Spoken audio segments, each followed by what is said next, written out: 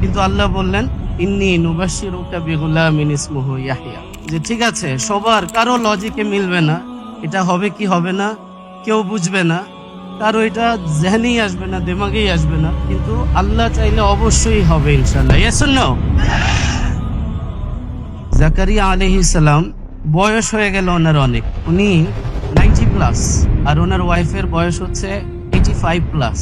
তো এই সময়ে এসে উনি আল্লাহর কাছে চাইছেন, উনি চাইলেন খুব চুপিসারে আস্তে আস্তে আল্লাহর কাছে কানলেন, বললেন আল্লাহ আমার হাড্ডি নরম হয়ে গেছে, আমার চুলদারি সাদা হয়ে গেছে, আমার ওয়াইফ বুড়ি হয়ে গেছে, কিন্তু আমি ভয় পাচ্ছি যে আমার তো বংশধর আর থাকবে না, আমার তো সন্তান নেই, এই ভয় আমার হচ্ছে, আমাকে একটা সন্তান দেন।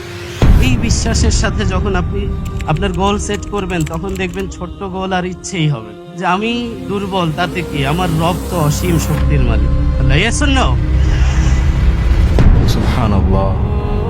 এই শব্দগুলো এতটাই স্বচ্ছ এবং শক্তিশালী যা আল্লাহর প্রতি আমাদের নির্ভরশীলতা এবং ভরসা বাড়িয়ে দিয়ে সবর করার শক্তি দেয়, নিজেকে ধৈর্যশীল করে তোলার শক্তি দেয়, আবার ঘুরে দাঁড়ানোর সাহস যোগায়, নিজেকে মানসিকভাবে শক্তিশালী করে তোলার, হৃদয়কে হতাশার কালো ছায়া থেকে বের করার এবং নিজেকে সফল করার লক্ষ্যে হাজার হাজার ভরসার বাণী নিয়ে লেখা এই মোটিভেশনাল মোমেন্টস।